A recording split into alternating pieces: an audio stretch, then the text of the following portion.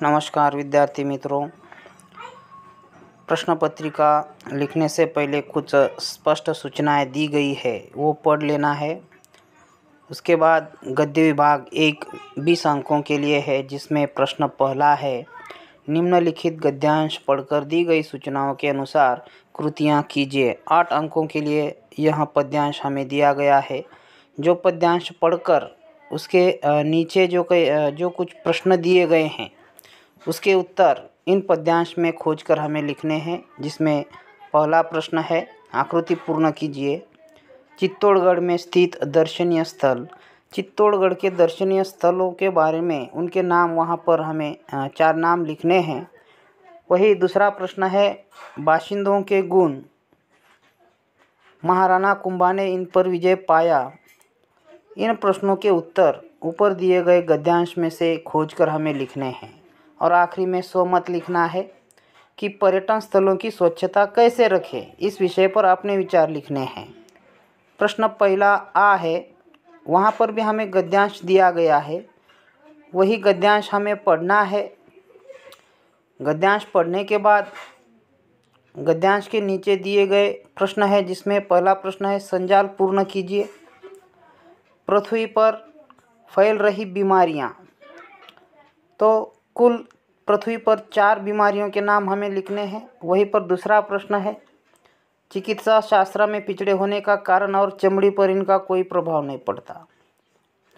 उसी तरह तीसरा है, सूचना के अनुसार कृतियाँ कीजिए। निम्नलिखित मुहावरे का अर्थ बताकर वाक्यों में प्रयोग करें।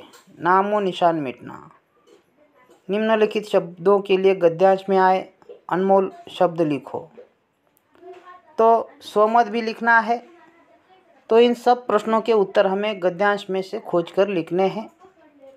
प्रश्न पहला ई होता है, अपठित गद्यांश। जो हमारे पाठ में उसका कोई भी ढांचा नहीं है, तो यह बाहर से लिया गया है, जो हमारे अपठित गद्यांश जिसे हम कहते हैं। तो इस अपठित गद्यांश में भी कुछ प्रश्न दिए गए हैं नीचे, जिसमें आकृति पूर्ण कीजिए। जीवन भर कोशिश करने का कारण।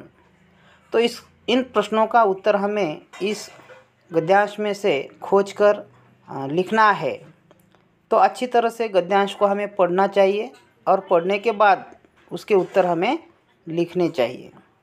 वही दूसरा प्रश्न है, उत्सवों के दिनों में यह करते हैं। तीसरा है, जीवन में उत्सव का महत्व, इस विषय पर अपने विचार लिखिए। तो उसके आगे यहाँ पर प्रश्न दूसरा दिया गया है, जिसमें कुछ कविताओं की पंक्तियाँ दी गई है। इन कविताओं की पंक्तियाँ पढ़कर उसके नीचे दिए गए प्रश्नों का उत्तर हमें लिखना है। जिसमें पद्यांश में आए 2 उर्दू शब्द लिखिए, निम्नलिखित शब्द का अर्थ लिखिए और पद्यांश के अंतिम 4 पंक्तियों का भावार्थ हमें लिखना है। जो इस कविता की 4 पंक्तियां हैं, उसका भावार्थ हमें लिखना है। वहीं पर प्रश्न दूसरा आ है, निम्नलिखित पद्यांश पढ़कर दी गई सूचनाओं के अनुसार कृतियाँ कीजिए। तो यह इस कविता पंक्तियों के नीचे प्रश्न दिया है, पद्यांश में आए मनुष्य के 4 गुण। मनुष्य के 4 गुण जो है इस पद्यांश में से खोजकर हमें लिखने हैं। दूसरे में, पृथ्वी शब्द के लिए पद्यांश में से समानार्थी शब्द लिखिए। तो समानार्थी शब्द खोजकर हमें लिखना है और शब्द युग में लिखने हैं। तीसरा विभाग है, पूरक पठन का विभाग है। निम्नलिखित पद्यांश पढ़कर दी गई सूचनाओं के अनुसार कृतियाँ कीजिए। तो पूरक पठन में यहाँ पर एक पूरक पठन का पाठ दिया है, जिसका पद्यांश दिया है। उस पद्यांश को मन लगाकर पढ़ना है, अच्छे तरह से समझना है और उसके नीचे दिए गए प्रश्न के उत्तर उस पद्यांश में से खोजकर हमें लिखने हैं। कि चौकीदार इनसे डरता है, तो चौकीदार किन से डरता है, तो उसका जवाब जो है हमें उस पद्यांश में से ढूंढकर इन सवालों के जवाब हमें लिखने हैं। उसके बाद प्रश्न तीसरा आ है, निम्नलिखित पद्यांश पढ़कर दी गई सूचनाओं के अनुसार कृतियाँ कीजिए। यहाँ पर भी एक पूरक पठन का पाठ दिया है, उसका पद्यांश दिया है। उसके नीचे कुछ प्रश्न दिए हैं, जिसमें प्रश्न पहला है आधी रात को आने वाला, दूसरा है आँखों की शोभा बढ़ाने वाला। और इन दो ही प्रश्नों का उत्तर हमें दोनों प्रश्नों का उत्तर उस पद्यांश में से ढूंढकर लिखना है। उसी तरह मीठी बोली मनुष्य को अपनी ओर आकर्षित करती है, इस विषय पर अपने विचार लिखने हैं। तो यह सब अच्छी तरह से पद्यांश पढ़कर हमें लिखना है। उसके बाद है व्याकरण विभाग है, चौथा विभाग है भाषा अभ्यास का, जो 14 अंकों के लिए हमें दिया जाता है। उनमें कुछ सवाल दिए जाते हैं, व्याकरण के कृति के आधार पर यह सवाल होते हैं, वह हमें लिखना है। पहला प्रश्न है शब्द भेद का, कि वाक्य में अधोरेखित शब्द का भेद पहचानिए। शाम पर्वत पर चल रहा है, तो उसका भेद पहचान कर हमें लिखना है। उसी तरह दूसरा है निम्नलिखित अवयवों में से किसी एक अवयव का अपने वाक्यों में प्रयोग करना है। तो इन शब्दों से हमें वाक्य बनाना है, जिसमें इन शब्दों का उपयोग होना चाहिए। नंबर है आकृति पूर्ण कीजिए। यहाँ पर संधि दी गई है, संधि शब्द और संधि शब्द का विच्छेद कर कर संधि पहचान कर उसका भेद यहाँ पे लिखना है। उसके आगे है निम्नलिखित वाक्य में प्रयुक्त सहायक क्रिया पहचान कर उसका मूल रूप लिखिए। कोई भी एक, दोनों में से कोई भी एक वाक्य का सहायक क्रिया पहचान कर हमें लिखना है। और 5 नंबर है निम्नलिखित क्रिया का प्रथम तथा द्वितीय प्रेरणार्थक रूप लिखना है। प्रथम प्रेरणार्थक, द्वितीय प्रेरणार्थक रूप हमें लिखना है। यहाँ पर क्रिया दी गई है खाना, खिलाना, खिलवाना, ऐसे ही हमें लिखना है। 6 नंबर है निम्नलिखित किसी एक मुहावरे का अर्थ लिखकर वाक्य में प्रयोग कीजिए।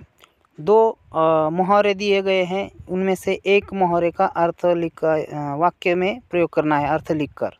उसके यहाँ पर उसे अथवा का भी एक प्रश्न दिया गया है, जिसमें एक वाक्य दिया गया है और उस वाक्य से कौन सा शब्द मेल खाता है वह लिखना है। जैसे व्यस्त होना, परामर्श करना, दोनों में से कोई एक का। आगे है कि 7वां निम्नलिखित वाक्यों में कारक पहचान कर उनका भेद लिखना है। वाक्य दिया गया है घर से बाहर गए उन्हें काफ़ी समय हो गया था, तो इनमें से भेद पहचान कर कारक लिखना है।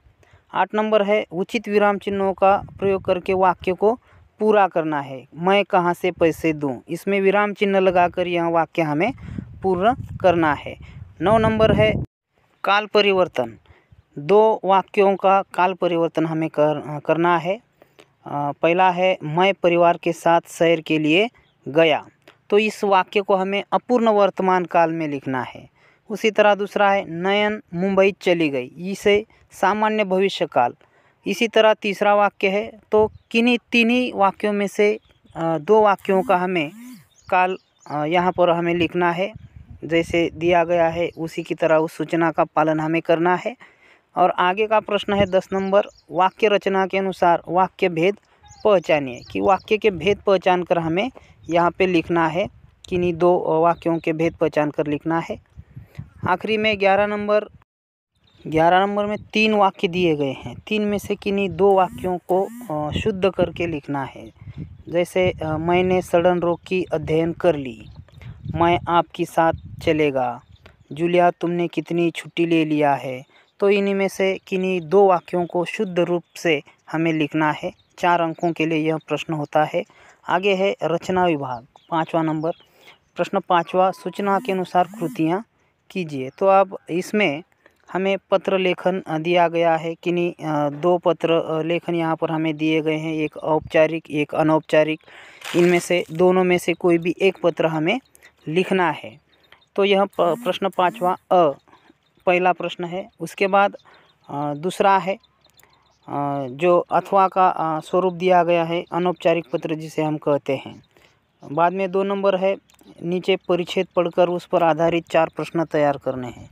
गद्य आकलन का यह प्रश्न है।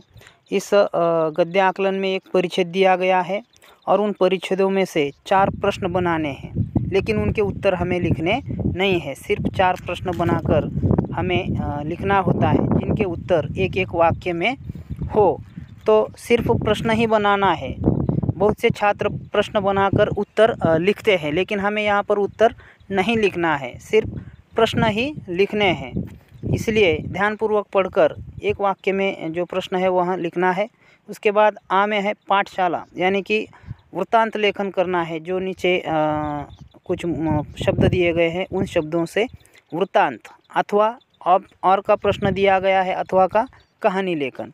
एक वृत्तांत भी लिख सकते हैं और कहानी भी लिख सकते हैं, दोनों में से कोई भी एक प्रश्न हमें यहाँ पर लिखना है। उसी तरह कहानी लिखनी है हमें। यहाँ पर कहानी के कुछ मुख्य रूप से जो मुद्दे दिए गए हैं, जो उन मुद्दों को ध्यान में रखते हुए उन मुद्दे से हमें एक अच्छी तरह से कहानी बनानी है, और कहानी पूरी होने के बाद उसे शीर्षक भी देना है, और सीख भी हमें क्या मिलती है वो भी उसमें हमें लिखना है नीचे।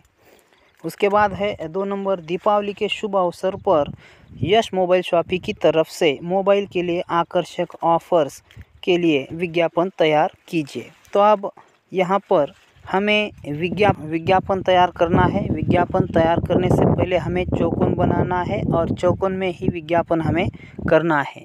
इसमें कोई भी कलर का उपयोग हमें नहीं करना है। चित्र भी हम निकाल सकते हैं, लेकिन पेन से ही हमें चित्र निकालना है।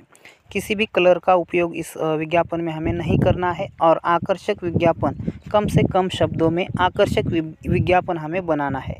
दूसरा प्रश्न 5वां ई है कि निम्नलिखित किसी एक विषय पर 80 से 100 शब्दों में निबंध लिखिए।